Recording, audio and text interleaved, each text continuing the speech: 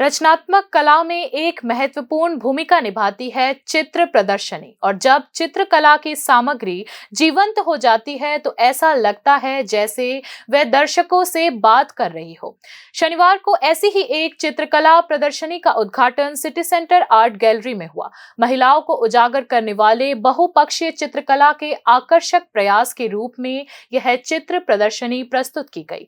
यह चित्र प्रदर्शनी एक सम्मिलित स्मृति के रूप में कार्य करती है, जहां चित्रकला के माध्यम से भावनाएं, विचार और धारणाएं साझा की गई है।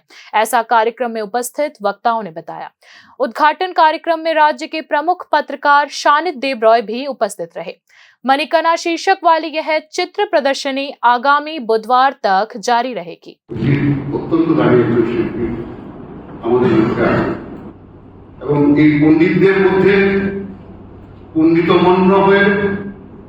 বড় বড় কথা বলা আমার চিরকালের স্বভাব। আজকেও তার ব্যতিক্রম হলো না।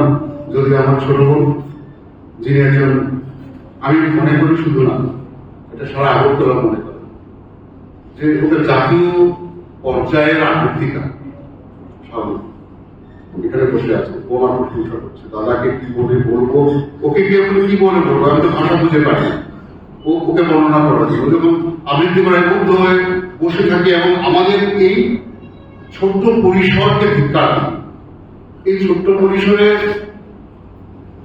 বহু মানুষ হারিয়ে গেছে, বন্দী করেছে, কিন্তু ত্রিপুরাকে ভালোবেসে এখানেই থেকে গেছে। একটু বাধা ভেঙে বেরোতে পারে, জাতীয় মানচিত্রে এরাও লিখতে পারতেন, ওদের স্বাক্ষর। এসব ভেবে খুব দুঃখ হয়। এই মঞ্চে আমরা একসঙ্গে একজন বসেছিলাম অমিতের সঙ্গে, দুর্দান্ত হাত, দুর্দান্ত সাংবাদিক। এই মঞ্চে ছিলেন সুব্রত, সরকারি একটা সংস্কৃতি কমিটির চেয়ারম্যান, দক্ষতার সঙ্গে উনি কাজটা করছেন। আমাদের সঙ্গে অভিজিতের কথা আগেই বলেছি, অত্যন্ত প্রিয় অভিজিৎ ভট্টাচার্য, এখানে তার আর্ট কলেজের দায়িত্বে রয়েছে। এছাড়া ওনার বহু শিল্পকর্মের সঙ্গে আমি কিভাবে করেছিল সেটা অন্য কোথাও আমি জানি। এবং সবচেয়ে বড় কথা মণিকণা যে আমাদের পরিবারের লোক সেটাই তুমি জানতাম না। তুমি তো আমার নিজের মায়ের, সমীর আমার ছোট ভাই, মানে ভীষণ প্রিয় ছোট ভাই। সমীর